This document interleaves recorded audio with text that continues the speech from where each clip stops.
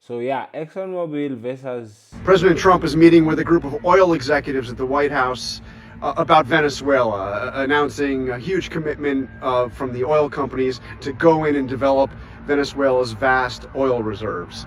But here's the thing: I just spoke to a major figure in the oil industry who tells me that there is little appetite from the country's largest oil companies to go into Venezuela right now. And it's not just the political insecurity environment, although that is still very much a concern.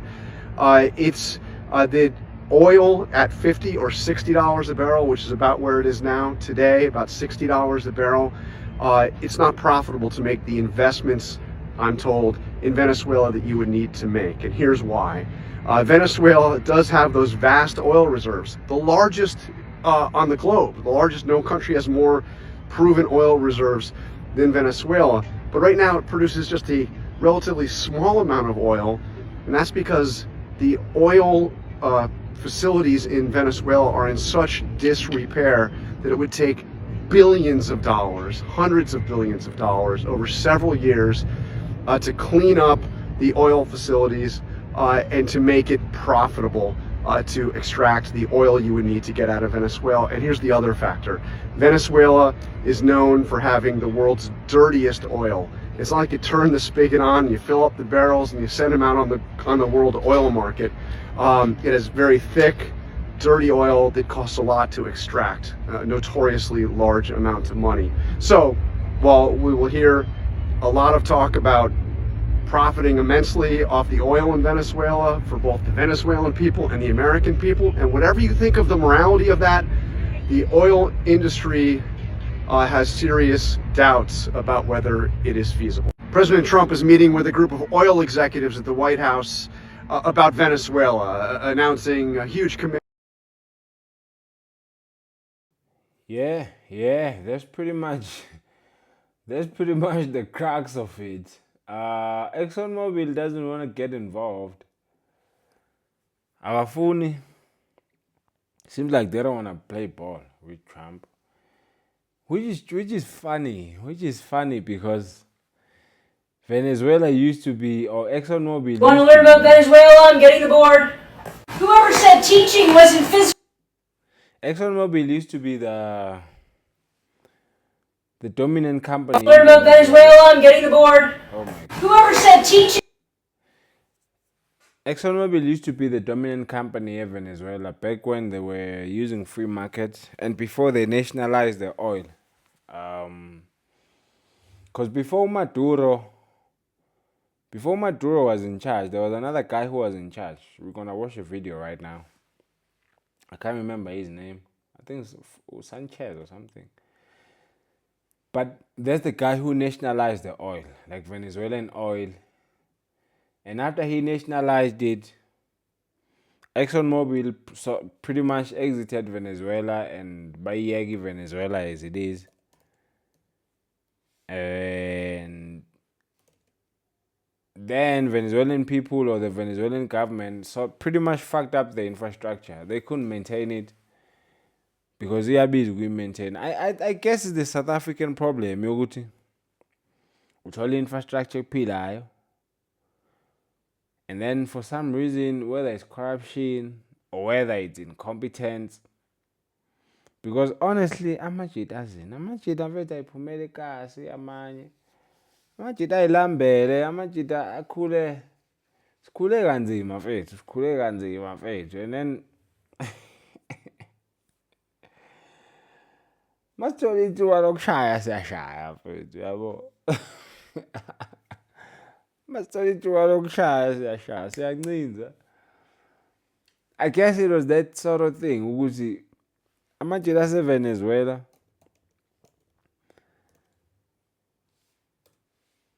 as soon as they saw how much money was in the oil, like there was no choice but to loot. You will loot. They will loot. They will do this, and they looted it and they fucked up the infrastructure. Bang repair. It's the ESCOM problem. It's the Eskom problem ukuthi infrastructure ilungiswa. Amalahle. There's opportunities yokuthi senze imali ngamalahle. Let us asimoshe ibhande of transporting the coal straight from the mine to Eskom factories or to Eskom ports. Wherever abapheka khona ugesi. No, let us kill it.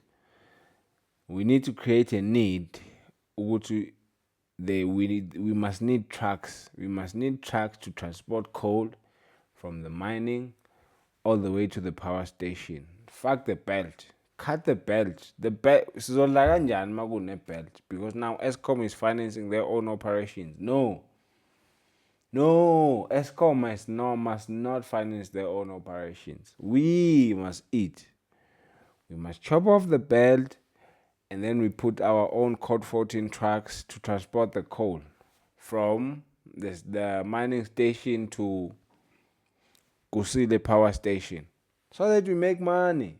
Millionaires must be made immediately, but we did not struggle for this country for nothing. We did not struggle for this country for nothing. Our children must be successful and they must be well educated and well fed. Fuck the people. Which people? Which people? We did not struggle for the people. We struggled because we must not struggle. Get the point? Let's watch this video. It's an 8-minute video. But this lady pretty much breaks down how ExxonMobil or the whole Venezuelan type of thing. But I want to watch this. I've been looking for this video for a while. I want to watch this. Yeah, I don't have YouTube Premium, so I got ads coming out the ass. Is insisting that the main reason he's interested in Venezuela, the main reason the US... Now, Donald Trump... The funny thing about this video, it was done way before even America invaded Venezuela. That's the punchline about it. And how detailed it is. And it's sort of blown up right after the invasion.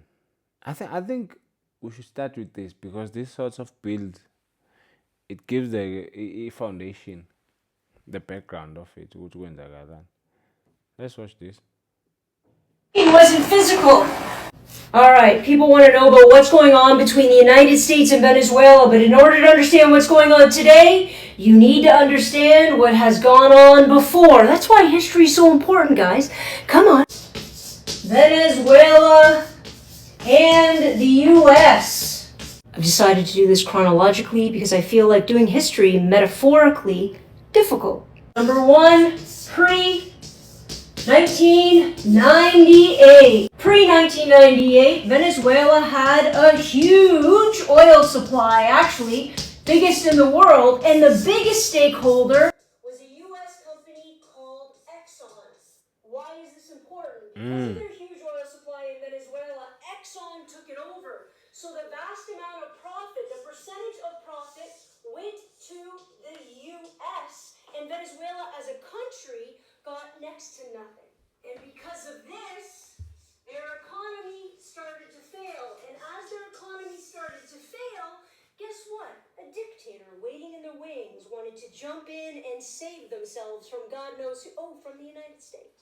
How do I get stake in oil companies is taking over the entire world? Number two, 1998. That's not right. I hate it when I can't write numbers properly. At least everyone fucks up. I'm not the only one. Yes, that's Chavez. Chavez before me. Was a democratically elected president of Venezuela. Now, once he got in, again I say democratically, he started to push towards authoritarianism, and he started reducing the checks and balances of the democratic system. Side point, does that remind you of anybody else? He also started to rewrite the Constitution to solidify his dictatorial power. Parallels are really uncanny. 2002, a woman named Maria Machado, ignore how I said that, but because she's going to be important later, created an organization called Sumat in order to overthrow the Chavez government. Who do you think was funding her operation? You guessed it. George W. Bush, President of the United States at the time, was funding her through the National Endowment of Democracy. You know what? People just make up names to mean anything nowadays. So through Oh, this Bush. National Endowment for Democracy, Oh, Bush. the United States funded Bush. Bush is an American hero. Like the amount of things he did for America.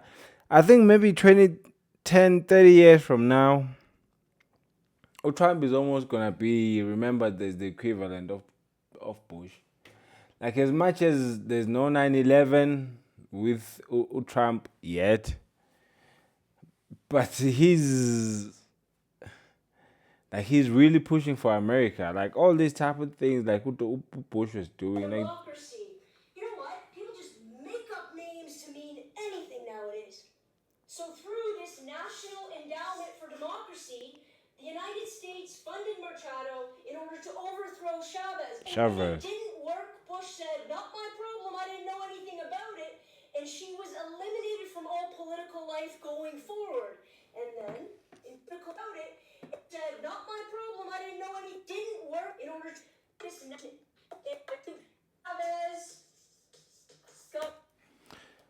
who's Chavez? This is Chavez. This is Chavez. Angu Chavez. This is the guy who nationalized the mines, the Venezuelan oil, right? Quote unquote dictator. Because bakubiza nge-dictator ngaso sonke isikhathi. The funny thing is, if Trump wasn't an American president, if Trump was an African president, Trump would be called a dictator by America. Because every policy Trump makes is for America. And you hear people saying, even in the comments, some of y'all have been saying, no, Trump is doing what's best for America. The NC is not doing what's best for America. And. The funny thing about any sort of policy that is pro-nationalism or that is pro the nation, like MAGA is, you have to be a dictator, right? And you have to make laws that are almost unfavorable to certain people as well. Like you can't escape, because you cannot tell me Utama tariffs, then they're benefiting anyone else other than America. And you cannot tell me that my tariffs are for the benefit of anyone other than America, right? The same way you can say Chavez nationalizing the oil is for the benefit of Venezuela, right? But the difference is that because if Venezuela is a small power, is a small nation, they have no power, they have no clout wokuthi bakwazi ukuregulate a narrative to the world stage the same way America does, of which is the same thing like South Africa abelungu bezama ukusenza lana a couple of months ago, because they can dominate the narrative. Banemali, bane AfriForum, they fund AfriForum, and then AfriForum gets to paint a narrative on their behalf, and then on thina abantu abamnyama or some of us bangumsindo ku-Twitter, because even now kukhulunywa indaba ka-Starlink, for example, I'm going to tell you what's going to happen. AfriForum is going to put up money, and then they're going to lobby people ukuthi Starlink kuze la South Africa. Whether it gets rejected in parliament or whatever, but khona into abazoyizama to make shit happen. Thina, on the other side, other people bazobe be-texter online or tweeting online, whatever you're calling it, Xing online. I don't know what it's called now. Right? That's the only difference. There's no difference between Chavez and Trump. If anyone tells me there is, it's because they're hypocrites. And it's because they want to paint a narrative. Because people change the narrative whenever it's convenient to them. Like right now, Trump said we want to take Greenland, and Denmark or whoever it is, just because they set foot there 500 years ago, does not mean they own the land. I've been seeing a lot of debates online about that. Abantu bekhuluma ngaloo nto leyo ukuthi, oh, the hypocrisy and the double standards of you saying that. It's not a double standards. There's two parts of it. One is that America is a superpower, and a superpower can get to paint a narrative however they want it. To the victor goes the spoils. To the victor goes the spoils. Whoever wins, they get to participate, or they get to paint the narrative. They get to write the story. What happened. And that's the privilege, yeah, America. They get to write the story. They can apply different laws and they can apply different standards to different people. They can say to Greenland, just because you landed a plane or just because you landed a boat 500 years ago does not mean the land belongs to you. But then on the other side, they can charge 45% tariffs on South Africa based on a nonsensical thing of saying there's genocide in South Africa and there's land being taken. But then if you look at it, a group of people that owns that land, they came 500 years ago. So what are we talking about? Sikhuluma ngani la? Are we talking truth, factual, objective stuff? Or are we changing the narrative when it's favorable to us? Or we're just taking power because we cared? Because that's the problem. I think, I hate about the politics. I hate politics because people don't say what they mean. My politicians don't say what they mean, and I change narrative, including some of their followers as well, right? Want to change narrative depending when it favors him or her. You can say if you landed 500 years ago in Greenland, it doesn't make the land yours. But then on the same time, you can support people who landed 500 years ago in Africa and then they saying the land is theirs. You can do however you like. You make the laws as you go. There are no laws. There are no laws in this world. If you're a super nation like America is. But I'm saying Chavez is no different from Trump. Because what Trump is doing is for America. And what Chavez was doing was for Venezuela to say, we have a company that is exporting our money and our resources. We need to bring back the money into our country. Now, for some reason, for this or that reason, whether it's sanction or incompetence or corruption, because amajita kade valelekile, pretty much like the NC, for this or that other reason, what tends to happen is that things get lost in translation. Imali ingafiki ebantwini like it's supposed to, right? I-development ingafiki ebantwini like it's supposed to. So kugcina sekudla abangani ba-Chavez. Mephuma uChavez kungena uMaduro adle nabangani bakhe naye. The same thing esibona la eSouth Africa, the same thing esibona eZimbabwe. Grace Mugabe had a farm. She kicked people out somewhere at random, and it was black people. She kicked them out the farm, and she took the farm for herself, right? That's the point I'm saying, to say how does it trickle down to the people? And I think that's the difference maybe between a leader like Chavez and then probably like someone like Trump. In America, you probably will see it trickling down to the common folk. I hope I'm not there, but I'm saying I hope.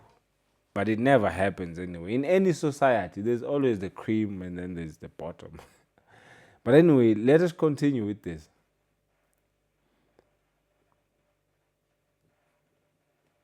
Who do you think was funding her operation? You guessed it. George W. Bush, President of the United States at the time, was funding her through the National Endowment of Democracy. You know what? People just make up names to mean anything nowadays. So through this National Endowment for Democracy, the United States funded Machado in order to overthrow Chavez. And when it didn't work, Bush said, "Not my problem, I didn't know anything about it." And she was eliminated from all political life going forward. And then, in 2002, Bush was a very busy guy. Number 4, in 2007, Chavez, reinvigorated with power and an authoritarian regime, decides to nationalize Venezuelan oil. 2007. That meant that Venezuela took all of Exxon's money, all their oil, and all their access to oil, and shifted the lion's share of profits back to Venezuela and left Exxon, well, not a lot of money. You can't do Yes, that. Exxon then sued and won $1.4 billion in a claim. But what kind of international police force are we going to get for Venezuela to be forced to pay Exxon? None. After that huge shift of economic power, Venezuelan oil dropped from 3 million barrels a day way down to 700,000 barrels a day due to corruption and, let's be honest, informal sanctions put on them by the United States because they just stole a bunch of their money from corporations. Stole might be a U.S. word, considering the oil was on Venezuelan land and considered a Venezuelan resource. But who's fine? Yeah, pretty much. So in Venezuela, they took their oil back from ExxonMobil, however you call it. And then ExxonMobil sued. And then they won a bunch of money. And then, of course, America painted the narrative. And they said, Venezuela is stealing from us. Venezuela is stealing our oil. What did I just say 2 minutes ago? If you're a superpower, you get to paint the narrative. You know, I'm a Game of Thrones guy. And I'm convinced, like George R.R. Martin, like this series is based on America. This series is based on America. Would be the truth would be. So there's a scene where the queen in Game of Thrones tells the prince Uguti at some point the truth would be what you make it. Right? And what had happened is that the boy had got into a fight with other kids. And the boy was wrong. But then when it was time to get into court, right? When it was time in Kantolo, the boy changed the story. Joffrey, which is the boy, he changed the story. And he said he was attacked. And he was the one who initiated the attack. But then he said he was the one who was attacked. Or in fact, he didn't say that. He was overshadowed during the argument. But then afterwards, you should see his mother when he's consoling him, and he's teaching him how to rule over people and how to create narratives. This is the video. I think it's like 30 minutes. These are the wounds. It's ugly. A king should have scars. You fought off a direwolf. You're a warrior, like your father. I'm not like him. I didn't fight off anything, bit me, and all I did was scream. The two stark sword, both of them. That's not... You see the boy. The boy is genuine. You know? He's genuine. He knows what happened. He tried to fight. He was overpowered by a girl because he was having a fight namantombazane. Wahlwa intombazane kahle kahle lo mjila. That's what happened. And then the child or the girl had a wolf. So they're a wolf family. The Starks, they're a wolf family. So their sigil or their logo is a wolf. So they also have a wolf. So almost all of the kids, they have a wolf as a pet. So Ingane pretty much sent the wolf to this boy. And the wolf beat him. So after he beat him and then they went to trial and whatnot, this is after then. His mother is consoling him. Look at what his mother is saying. That's not true. You killed the beast. You only spared the girl because of the love your father bears her father. I didn't die. When Ares Targaryen sat on the Iron Throne, your father was a rebel and a traitor. Someday, you'll sit on the throne and the truth will be what you make it. Yes, yes, yes. Do you remember the fact that Mandela at some point was a terrorist? At some point, Mandela was called a terrorist by the USA. The NC was a terrorist organization. Anyways, let's get back to the video. I'm saying that to get back to this, to say, they said, rather, Venezuela stole their money from ExxonMobil. They can paint the narrative. US really does imperialism out of 10, don't they? Ooh, new chalk. Number 5, a guy named Madero, used to be the VP of Chavez, takes over, and he starts building an even stronger authoritarian government. I forgot the year. 2013. Obama calls the drug cartel and this particular regime a threat to democracy and national security of the United States. That's then followed by Trump putting on economic sanctions in 2017. Are you with me so far? This is about to get interesting. Interesting, I mean even more corrupt. 2025. I brought you right up to the present.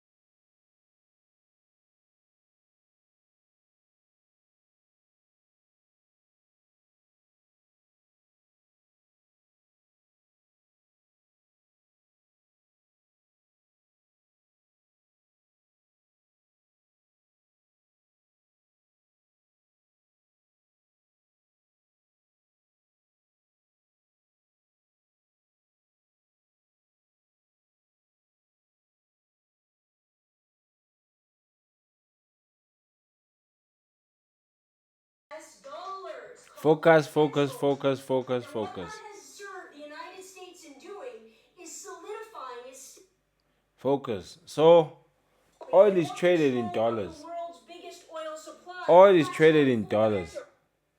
Oil is traded in dollars. So that means if you're in Australia, you want to buy oil, you have to change Australian dollars into the US dollar. If you're in New Zealand, if you're in Ivory Coast, if you're in Nigeria, even though you produce the oil,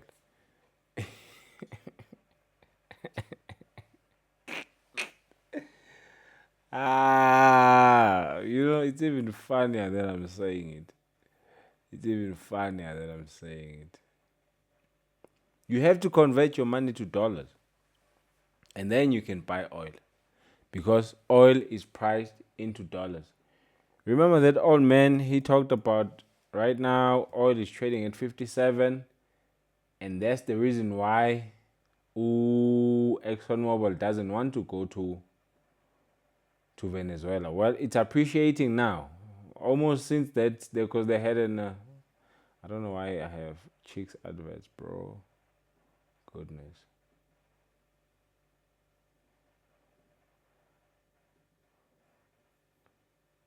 This is a price got oil right now. This is trading economics. You can go to trading economics almost for anything. There is source for almost anything, finance or almost anything research. But this is the share price got oil. it fell from 22. So from February 22, from 123 to half, 50% half, 50% down right now to 61, and it's coming from 56, which is not good for ExxonMobil. When they had to show I'm cool, the first video we watched. What the real answer is. So this is the real answer now, right? Of which is you have China, you have BRICS, you have Russia, you have everything that's going on in the world right now. Everyone is trying to de-dollarize because there's something called de-dollarizing right now. Everyone is trying to get other means to buy oil, to buy gold, or to buy commodities or any other mineral without using the USD. So pretty much bypassing the US dollar. That's what everyone is trying to do, right? So now how do you gain control? The way you gain control is that you hold the biggest reserve of oil in the world. If you have the biggest oil reserve in the world, then everyone will buy oil from you. And then they're forced to convert into dollars, won't they? Let's finish the video. Is U.S. currency rates. Follow along, this gets tricky. Oil has always been traded in U.S. dollars, called petrol. And what that has served the United States in doing is solidifying, is stabilizing, is increasing U.S. dollars. Because if anybody wants to buy oil anywhere in the world, they have to use U.S. currency. It artificially inflates the price of the U.S. dollar and stabilizes the U.S. economy. This is the real problem. Because what Trump and the United States is really afraid of are BRICS nations. Yep. What are they? They are nations, they are countries that have gotten together and are starting to trade without the United States, especially oil, and not use the U.S. currency as their trading denomination. And that is going to possibly submarine the U.S. economy. So is it about oil? Sure, but what really it's about is about the United States being able to control the entire market of trade when it comes to oil, thus inflating and propping up the U.S. economy. So when somebody says, is it about the oil? Say, sure, but that's just a vehicle for them to control everything else. Want to learn about Venezuela? I'm getting the board. Yeah, that's it. That's it. No more, no less said. Is insisting that the main reason he's interested in Venezuela, the main reason the US is kind of looking at tankers off the coast of Venezuela comes back to drugs, the trade, the smuggling of illegal drugs out of Venezuela. But what if it's not just that? Maybe there's something else going on. What if it's partly about oil? Now, on the surface, you might be thinking, why does America even need Venezuelan oil? And I can kind of understand your point, because if you look at just total oil production, look, this is up until 2005, the US was there, Venezuela was there, Saudi Arabia was there. But as you probably know, since then, everything has changed. Look, American output has gone through the roof, way above Saudi Arabia, and Venezuela has gone basically to the floor. And that's kind of post-Chavez, Maduro. They're one of the minnows now, and I think 21st biggest producing various different ways you can categorize it. But one way you can look at it is look at the kind of density. So you're basically looking at how thick that crude is. And when I say thick, I mean literally how thick. This is showing you global production broken down. So the reason, if you look at that graph, one of the main reasons why Venezuela is not producing to their capacity is because of corruption, because the infrastructure is fucked up. They pretty much messed up the infrastructure. Like they should be higher, probably here. Look, American output has they should be higher, way above Saudi Arabia, and Venezuela has. So if you look at this, America is already high. They're already high. This is like based on 2023 data. So what will happen when they control Venezuela? Go figure. But this is gloopy, super viscous stuff, and it's this. And then with corruption, then you have the problem of their oil is thick. So they need a lot of money and a lot of investment, like heavy investment into the oil. So you can't get it done if you might leave. Relatively small in global production, Like you look at This this. is gloopy, super viscous stuff. Heavy oil. So heavy, medium, light. Remember that. And remember also, the key thing here is you get it out of the ground, it may look like that, but ultimately you still need it to go into, someone's car, or indeed, be turned into chemicals. Basically, you need to process it, and that processing, that happens in places like this, in refineries, and there are refineries all over the world, of course. There are refineries all over the US as well. There's kind of more than 100 of them. And if we kind of look at where those refineries are, well, so there's some in California. So the history in America, actually, historically, a lot of the early Californian oil, that was the heavy, gloopy stuff.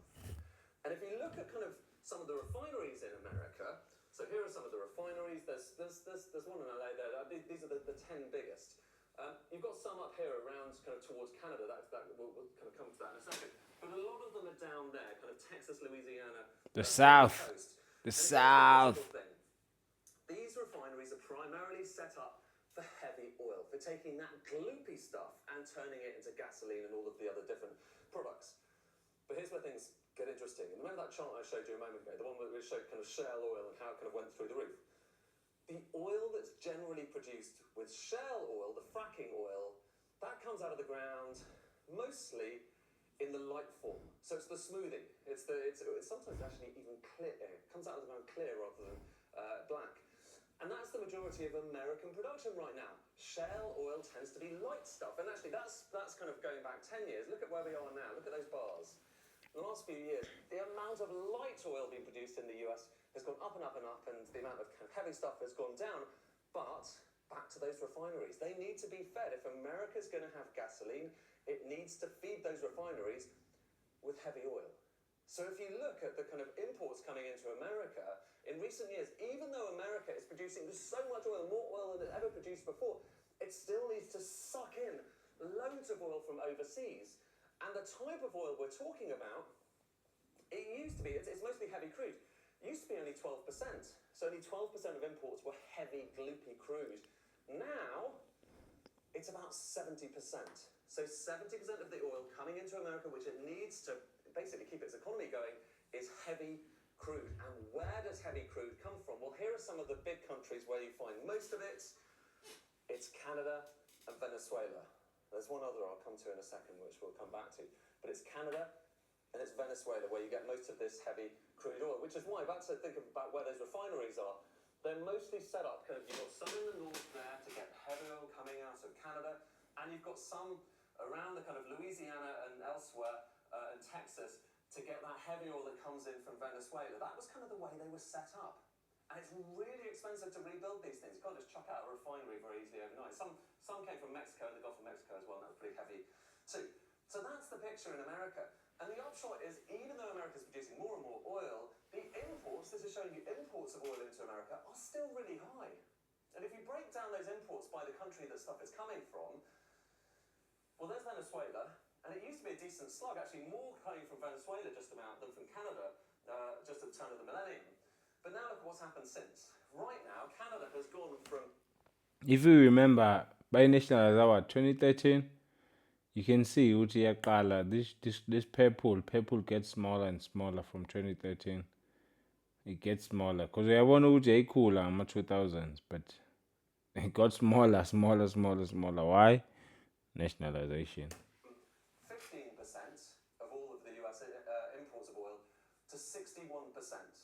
61%, and Venezuela is basically next to nothing. But here's what's tantalizing, and here's the reason I think that a lot of people are looking towards Venezuela and thinking, well, there's more to this than just drugs. Look at total oil reserves around the world. The higher these bars are, the more oil there is in the ground, so that hasn't yet been taken out of the ground. So there you've got Saudi, Iran, Iraq, all of the usual suspects.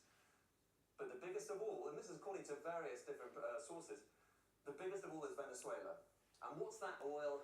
It's the heavy, tarry stuff that you might well want to put into those American refineries. And there is really only one other place in the world. Yeah, that's just it. But we'll see. ExxonMobil doesn't want none of it. It doesn't want to get involved. ExxonMobil doesn't want to get involved. They want none of it, bruh. ExxonMobil, a solid hold if Venezuela is uninvestable.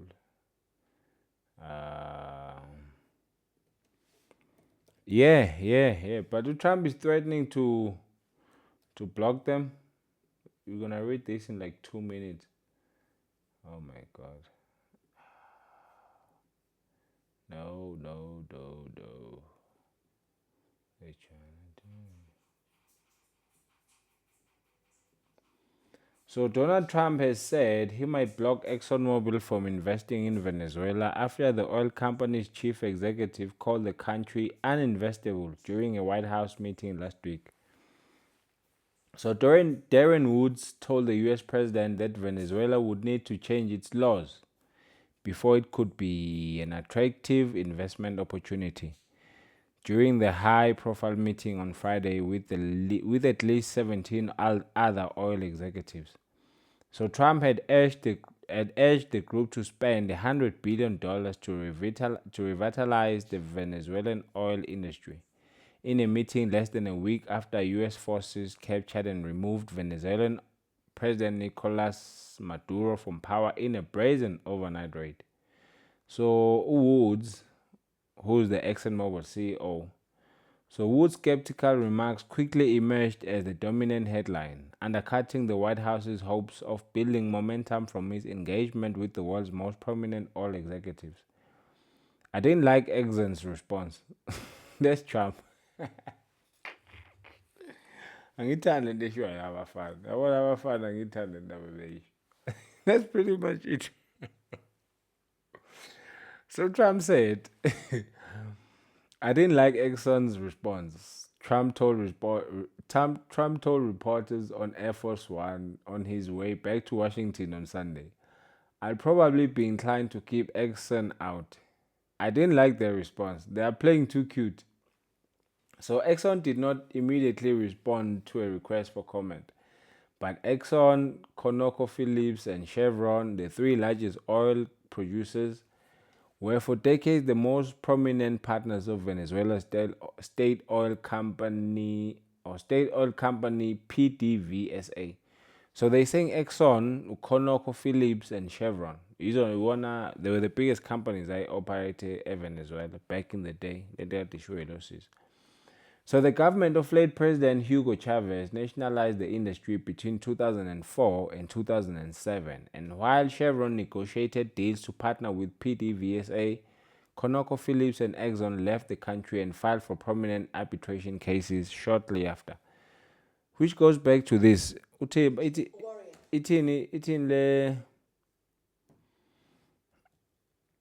In the article, they nationalized between 2004 and 2000 and what? Yeah, 2004 and 2007.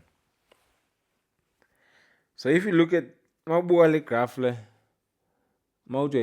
graph 24, 27, it makes sense. We are born from here, it's supply from, because these are imports to America. This is how much Venezuela was sending to America every year. So if you are born on 99, 2000, you are born a graph, it's growing. But then 2004, it sort of stops. And then it keeps on decreasing and decreasing almost to nothing to now, right? So he says, Venezuela now owes over $13 billion collectively to ConocoPhillips and Exxon for the expropriation according to court rulings. So they have their own courts, of course. Baney'nkantolo zabo ey'bafevayo. Kuma yithi uVenezuela ikweleta u-13 billion. Mfethu ngikukweleta kanjani u-13 billion ngento yami? Yenzakala kanjani lo nto ukuthi uthatha into yami mase nginqaba nayo ukuthi no more ngeke usayithatha. Bese ujike wena ungikhombe ngesibhamu ungiyise enkantolo uthi lo unqaba nento yakhe. Just because he refuses to give me his property, I'm suing him. And eventually, you get to owe $13 billion with your own property. How is that possible? It is possible if you're a superpower. One word answer or one sentence answer. So Woods told Trump on Friday, we've had our assets seized there twice. And so you can imagine the re-enter a third time would require some pretty significant changes from what we've historically seen here. So they're saying ExxonMobil, they've had asset about seized 2 times by EU government or Venezuela. So so Exxon CEO said the company needed durable investment protections introduced, and that the country's hydrocarbons laws also needed to be reformed. If we look at the legal and commercial constructs and frameworks in place today in Venezuela, it's uninvestable, he said. But ConocoPhillips CEO Ryan Lance told Trump that his company was the largest non-sovereign credit holder in Venezuela and called for a restructuring of the debt and the country's entire energy system, including PDVSA. PDVSA, if you remember, was the company which was partners with all these companies. We will see. Anyways, I want to move on from this topic.